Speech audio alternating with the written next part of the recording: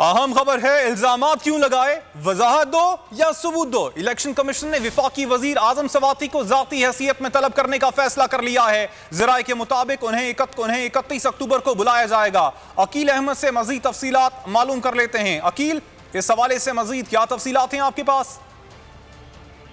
वफाकी वजीर आजम स्वाति की जानिब से इलेक्शन कमीशन पर संगीन इल्जाम लगाए गए थे। तो आज इलेक्शन कमीशन की जानिब से बाकायदा तौर पर वफाकी वजीर आजम स्वाति को जो है 21 अक्टूबर को इलेक्शन कमीशन में तलब करने का फैसला किया गया है। इलेक्शन कमीशन की जराए का ये बताना है कि वफाकी वजीर आजम स्वाति को 21 अक्टूबर को इलेक्शन कमीशन बुलाया जाएगा और उन्होंने जो इल्जाम लगाए थे उन पर उनसे जवाब तलब किया जाएगा।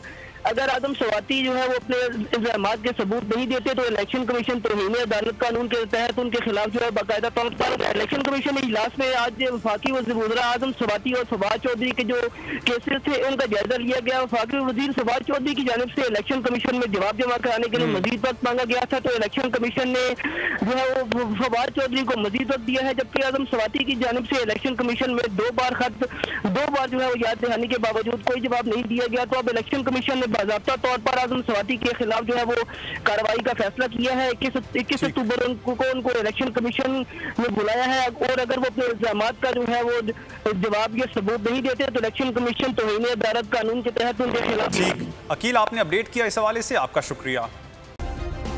सब्सक्राइब करें और बेल दबाएं ताकि कोई खबर रह न जाए।